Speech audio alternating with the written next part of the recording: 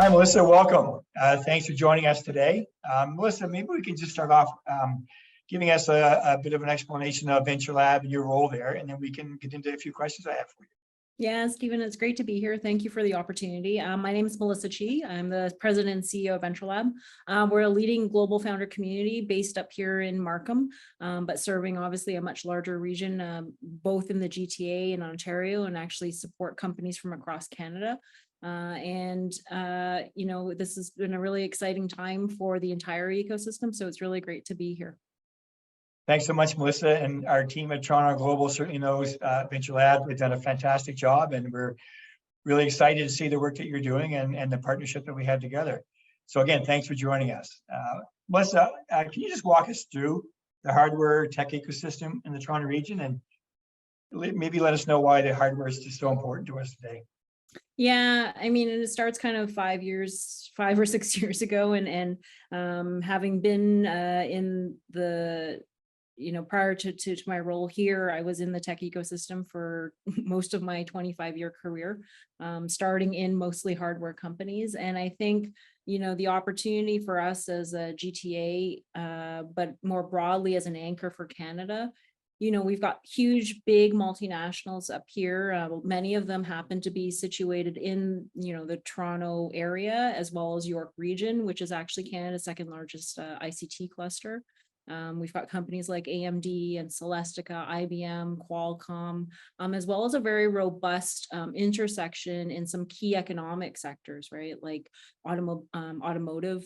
We've got Magna up here, as well as Honda, Tesla, Martin Rea. So there's a real unique, I think, intersection, Celestica, between kind of deep tech, hardware and semiconductor, and some really critical economic end markets that both Ontario and Canada are well known for building products. And it really spans, I would say, not just in terms of region, but in terms of expertise and function, everything from R&D, design, manufacturing in terms of full-fledged manufacturing, but packaging, assembly, and test, right? So we really do have the full end-to-end system here, anchored in the GTA region. And it's exciting to kind of see over the last, particularly last 5 years, but particularly through COVID, this has evolved, and certainly a lot of great opportunities, both for our region, to really drive a lot of Canada's position going forward in this sector.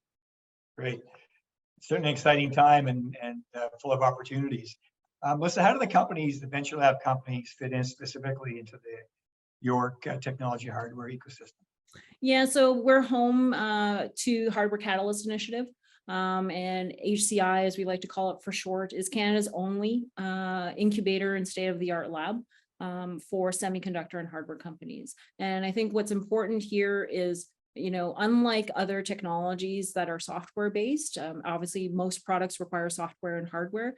Hardware commercialization has a much longer product life cycle and time to market. And that is part of the reason, I think, from an ecosystem perspective, that in the last kind of 10 to 15 years, there's been a focus on software for faster returns, faster productivity, and less focus on the hardware system. And so the Hardware Catalyst Initiative was really born out of a gap in our Canadian ecosystem and the Ontario ecosystem, frankly, and really focused on these founders who are building transformational products in AI for key end markets like med tech, automotive, clean tech, and with our state-of-the-art lab, which is funded in part by FedDev Ontario.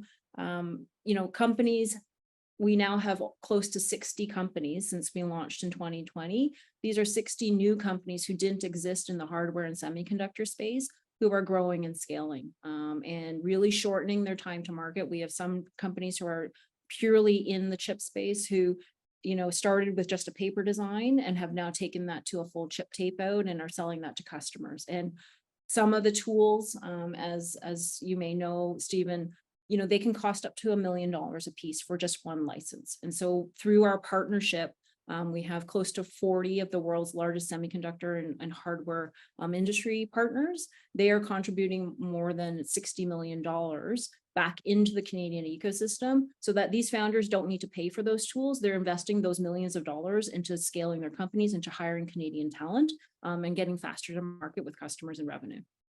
Great. Congrats. It's a fantastic initiative. Melissa, we just come through a crazy period the last 3 years of the pandemic. We're hearing about all this technology turmoil and layoffs and stuff. Maybe you can talk a little bit about what you think the future is for hardware engineering and advanced manufacturing these days. Advanced manufacturing, hardware, being a leader, both within our own kind of region, but more importantly on a global scale and as part of a North American, as well as a east-west with the geopolitical situations. I think Canada is going to need to be a credible player in this ecosystem, and we have to leverage all the different assets that we have in the hardware and semiconductor sectors in order to mobilize that. So I think when we look at advanced manufacturing, particularly in semiconductors, you look at the multiplier of jobs. There are 5.7 jobs created for every semiconductor job that's created in the ecosystem. And where maybe prior to COVID, we had a decently, good cluster, I would say, of fabless, what we call fabless companies in the semiconductor space who started. And that certainly goes back to the Nortel and the research in motion prior to BlackBerry kind of era. Now, I think what we're seeing, particularly over the last 18 months, is the importance of also having the manufacturing presence onshored, and particularly because of where we are going in terms of advanced manufacturing, in terms of resiliency, in terms of making sure that our supply chains are intact. I think these pieces are going to be really important going forward for Canada, and to create the right jobs here that we need, not just for today, but in terms of the future of the economy. Great.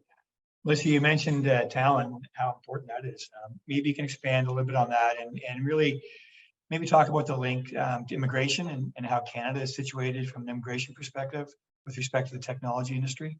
We have an opportunity to, as we continue to attract international talent as well as local domestic talent, our colleges and universities produce the critical semiconductor, hardware, electrical, computer engineering, manufacturing engineering engineers that are required by these industries, required by both our Canadian startups and founders who are scaling, like those coming out of HCI in the hardware college, but also the global multinationals who are already anchored here, right?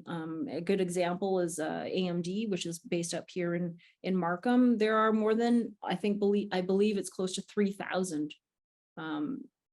and strong engineers in that Markham office, and that is AMD's largest R&D site, at least in North America. And so I think we have such a great opportunity to attract even more international talent, but also rather than having our new grads and our experienced talent have to leave our country, there now is a robust ecosystem to really create the jobs right here at home. And I think our opportunity from an immigration perspective, Canada is one of the best places to live. And yes, we have all our challenges, as many of us may lament, but in general, and it is a very safe, robust, diverse, and very inclusive community. And I think that's a great opportunity for Canada to attract this type of international expertise in the domains that these companies are going to need going forward, and to look at opportunities and policies and ways that we can fast track that type of talent into Canada. Great. Melissa, at the recent North American Leader Summit, semiconductors was a big topic. Maybe you can give some thought to what you think the real opportunity is and the things that we should be doing to capture that opportunity.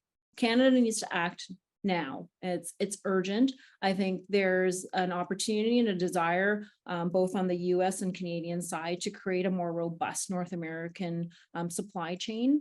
I think Canada certainly has opportunities in a number of different economic sectors to play a leading role in the semiconductor supply chain. And I also believe that building off kind of the initial signal last year in the federal budget, where our government, identified that semiconductors was a critical technology for the first time in the budget in a long time, that I think what many in industry are looking for now, and that this is why it's so urgent, is now how do we really mobilize that and to put that into play?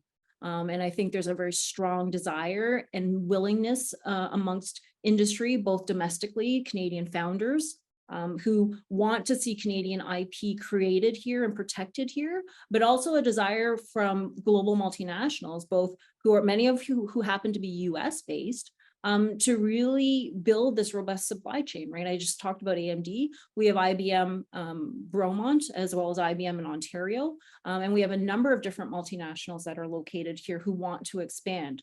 And that is a good thing because we now have this domestic cluster of really great Canadian semiconductor scale-ups and startups.